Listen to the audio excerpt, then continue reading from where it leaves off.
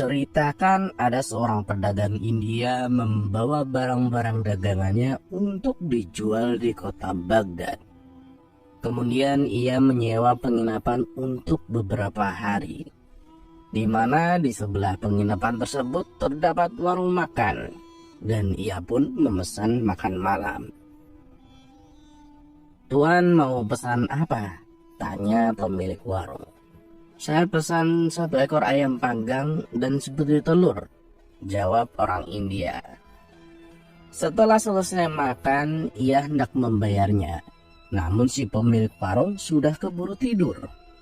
Terpaksa ia menundanya esok hari. Pada pagi harinya, ketika orang India terbangun, rombongan kafilahnya telah berangkat. Sementara si pemilik warung masih tertidur. Orang India itu sudah memanggilnya berkali-kali, tapi si pemilik warung tidak muncul juga.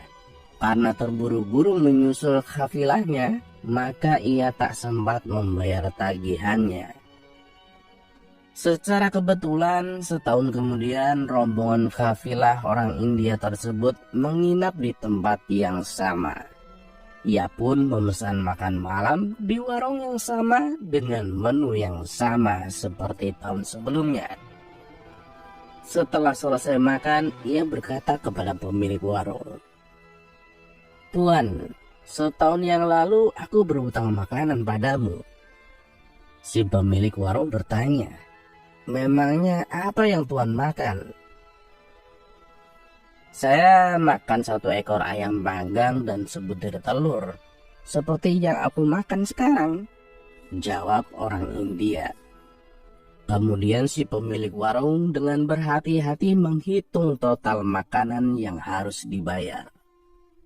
"Semua jumlahnya 1.000 dinar, Tuan," kata si pemilik warung. Orang India itu terkejut bukan main. "Apa? Tidak mungkin. Mungkin kau salah menghitungnya," protesnya.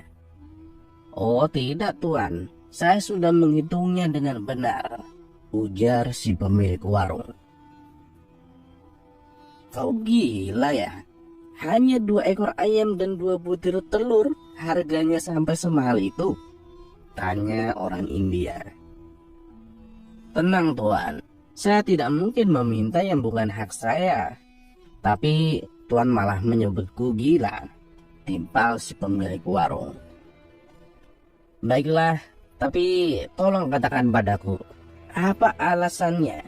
Kenapa aku harus membayar semahal itu?" pinta orang India. "Coba Tuan pikirkan dengan hati-hati barang sejenak. Tagihan itu berkaitan dengan tahun lalu, Tuan. Tuan makan 1 ekor ayam dan sebutir telur. Jika ayam itu masih hidup, tentunya saya akan membuat ayam itu mengerami telurnya, sehingga telur itu pun menetas dan menghasilkan anak ayam. Dari anak ayam tersebut nantinya akan menghasilkan telur yang banyak. Kemudian telur itu akan menetas dan menghasilkan puluhan ekor ayam dan seterusnya. Semestinya saya sudah mempunyai ribuan ayam dan telur, Tuan. Tapi saya telah kehilangan keuntungan itu hanya karena untuk mengisi perut Tuan," kata si pemilik warung menjelaskan. Pertengkaran keduanya pun tak terelakkan, sehingga menarik perhatian kafilah yang ada. Setiap menit mereka mencoba menyudahi percekcokan kedua orang itu, tetapi tidak ada yang berhasil. Akhirnya diputuskan untuk meminta bantuan kepada hakim setempat. Ketika Tuan Hakim datang dan diceritakan masalahnya, ia justru mengeluarkan keputusan yang memihak kepada si pemilik warung. Yang dikatakan pemilik warung ada benarnya. "Jadi kamu harus membayar 1.000 dinar," kata Tuan Hakim. Orang India yang saat malang itu sangat bingung dan cemas. Ia tidak tahu apa yang harus dilakukan. Di saat itulah ternyata ada salah satu orang yang bersama rombongannya kenal dan berkawan dengan Abu Nawas. Orang itu tahu bahwa hanya Abu Nawas yang dapat memecahkan masalah ini. Maka ia pun berkata di hadapan orang-orang, "Saya akan panggil kawanku. Dia adalah seorang hakim kota. Nanti apapun keputusannya harus diterima," kata orang itu. Mereka pun setuju. Maka pergilah ia ke rumah Abu Nawas. Sesampainya di sana, di hadapan Abu Nawas, ia menceritakan masalahnya. "Baiklah, cepatlah kau kembali dan katakan kepada orang-orang, 1 jam lagi aku akan datang," tutur Abu Nawas. Setelah ia kembali, orang-orang mulai menunggu kedatangan Abu Nawas. Tapi sudah 1 jam berlalu, Abu Nawas tak kunjung datang. "Bagaimana ini? Mana hakim kota yang kau janjikan? Ini sudah 1 jam lebih, tapi dia belum datang juga," tanya mereka. "Sabar, mungkin sebentar lagi," jawab orang itu.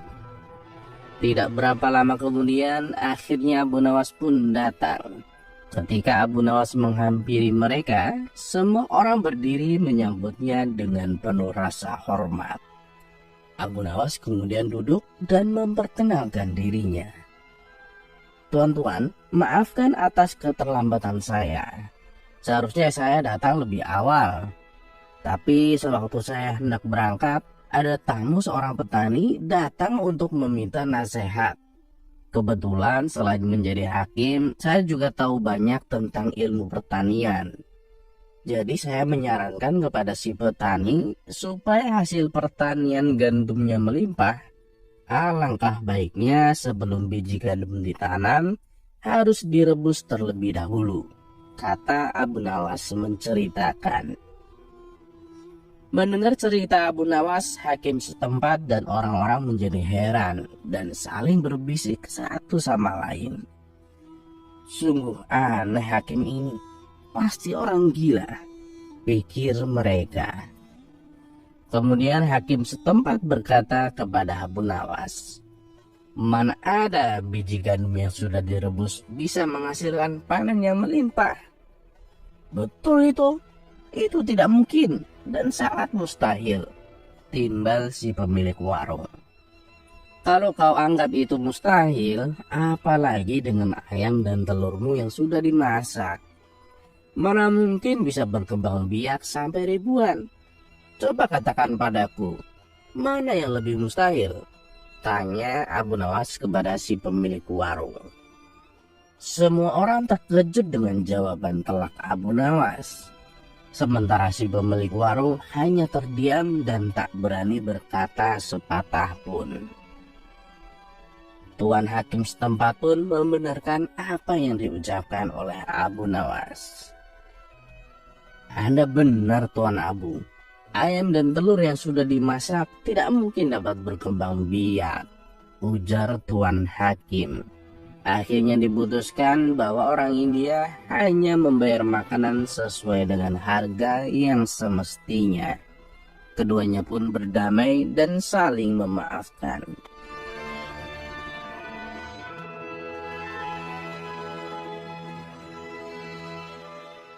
Terima kasih kepada kalian yang telah menonton video ini.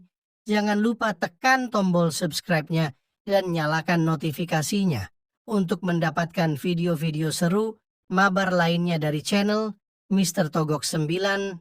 Oke, wassalamualaikum warahmatullahi wabarakatuh. Salam Rahayu.